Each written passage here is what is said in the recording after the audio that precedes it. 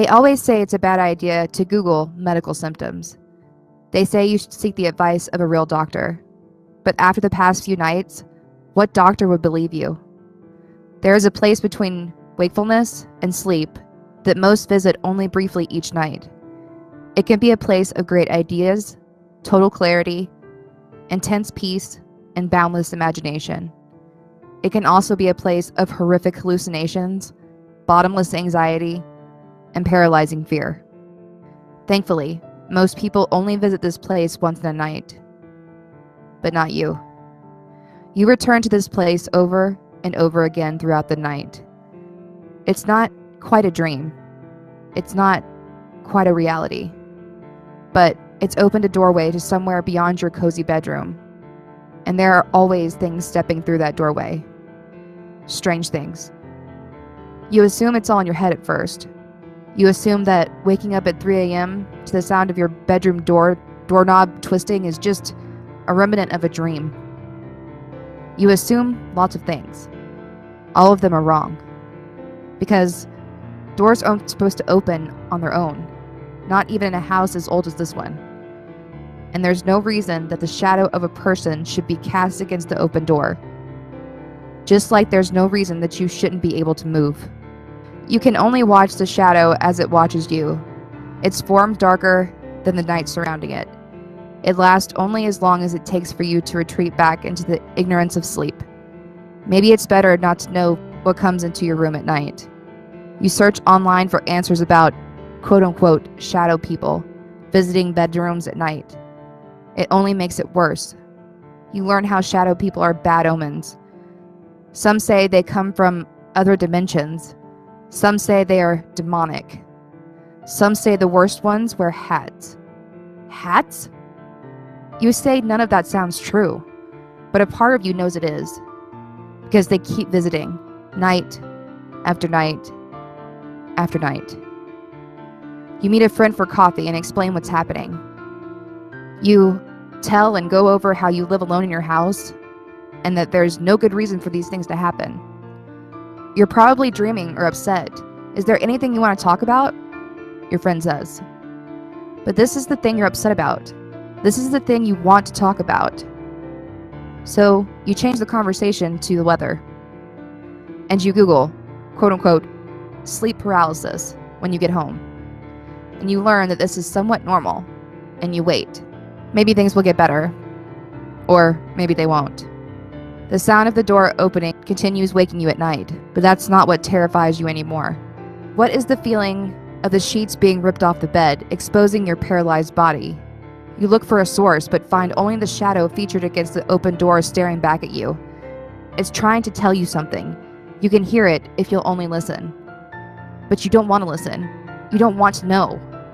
In a moment, the paralysis relents, and you pull the sheets back onto the bed, praying you'll sleep again soon. You squeeze your eyes shut until you convince yourself that you really are asleep, only to be woken again by the feeling of the sheets falling to the floor. Night after night. Night after night. Night after night. Until whatever it is spreads to the ceiling. It happens the same way. You wake from sleep in the middle of the night to see what you swear are insects and spiders crawling across the ceiling. They start small. There are maybe 2 or 3 following the grooves of the ceiling. Then they're joined by several more, until there are writhing lines of marching above your head. But marching to where? You can't tell, and you don't care. You just want to go back to sleep. Night after night.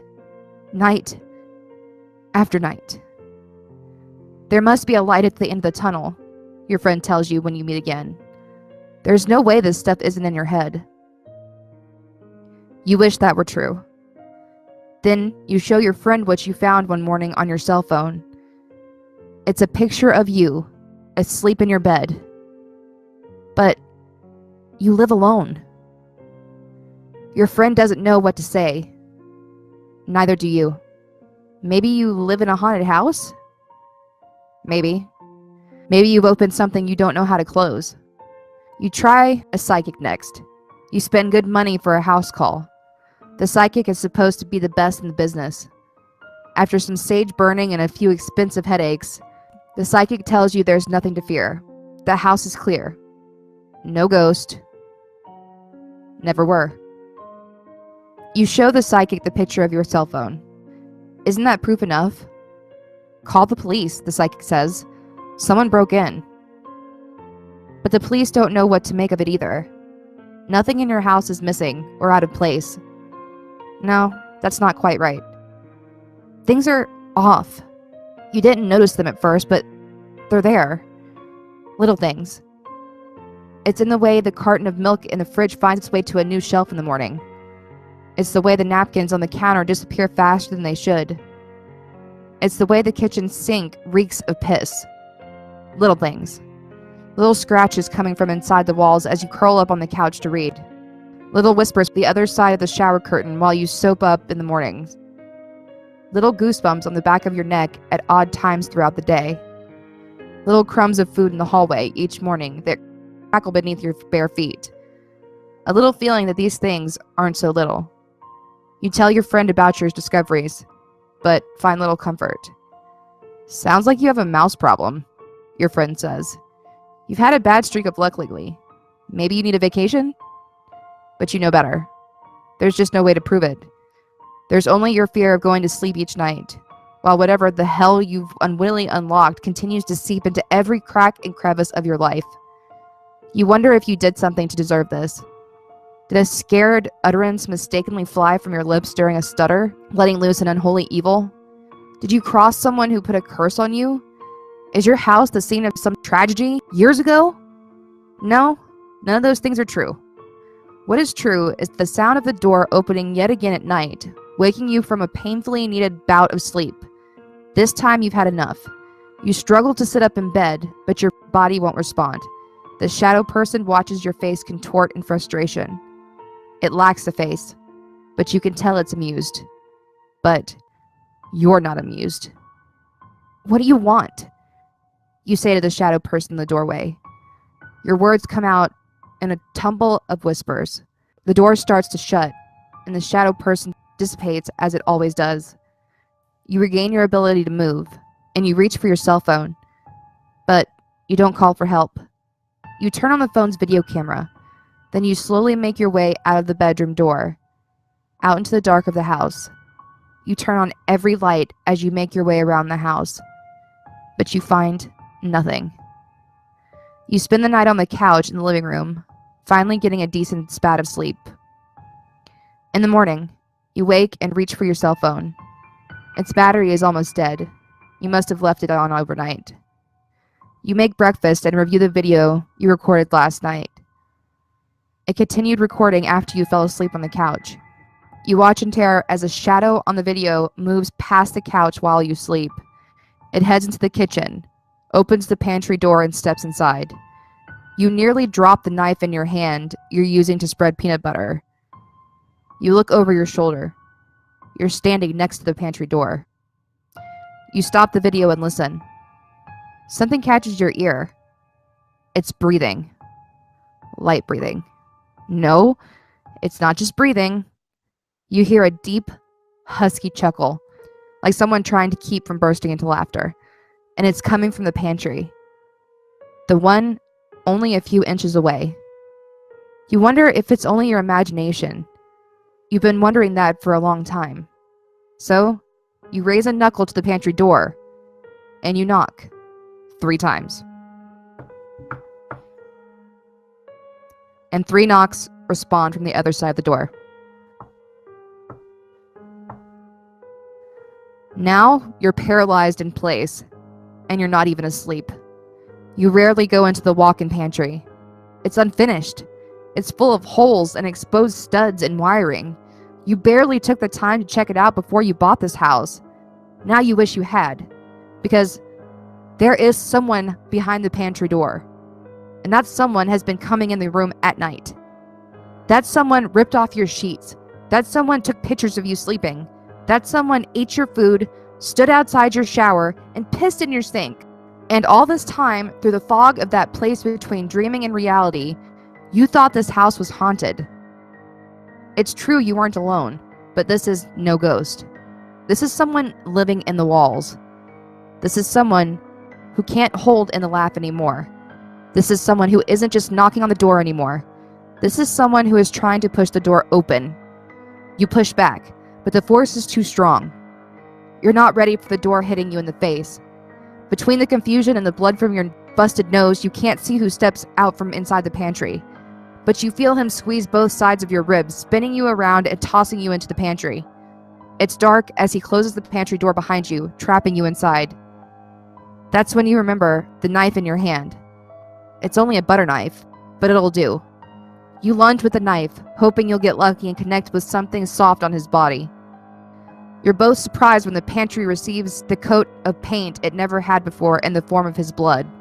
It's more blood than you thought a person could hold, and it feels warm and all too human as it runs down your arm. It's like a wet hug. You leave the pantry and let the light of the kitchen shine in. You see the weathered man dead on the sticky floor, his expired body looking like a glove with no hand. You're bothered by the way you're not bothered by the sight. The feeling only lasts a minute. There's a certain satisfaction to it. You killed him. You did it. No one else. You took your house back. You took your life back. You proved everyone who said you were crazy wrong. It's the best you felt in years. No more fear. No more sleepless nights. No more feeling powerless. And you did it all with the knife you used to spread peanut butter. You put it right in his fucking throat, and he died. Just like that. There's nothing magical about it. It's simple. Satisfying. Like popping a zit. You find a place to dump the man's body far from where someone would ever find it. It takes a long time, but you manage to clean the pantry out too. You sell the house a few weeks later. The new buyer only gave the pantry a passing glance. You tell the buyer to store the food in the cupboards because the pantry is unfinished. And also because you're not planning on moving out. Because now, you're the one up at night eating food. You're the one pissing in the sink. You're the one standing outside the shower. You're the one opening the bedroom door at night. You're the one ripping the sheets off the bed. You're the one who can't wait for when the pantry door opens, for the light to hit your eyes, and you'll think to yourself how it looks like the light at the end of the tunnel, but you'll know it's not. It's the end of the light in the tunnel, and you're the one to make it dark again. Hey, wait a second. Before you go on to the next video, I've got some stuff to say. I hope you guys enjoyed our first story in this month-long horror Halloween countdown. Every week of October, I will be uploading at least 2 videos. Some will be one-shots and others will be in chapter form. I plan on using at least 1 more one-shot and beginning 2 new horror story series books. Special thanks goes out to those listed on the screen. Thank you for supporting my channel and being a part of the live stream where this story came from. You guys are really the best. Did you guys like this style better? Please make sure to follow me on all of my social media. I'm most active on Twitter and Instagram. Don't forget to whip that like button and subscribe. Leave a comment and turn on that bell so you don't miss any of what's next. Thanks again, and sweet dreams, my little masochist.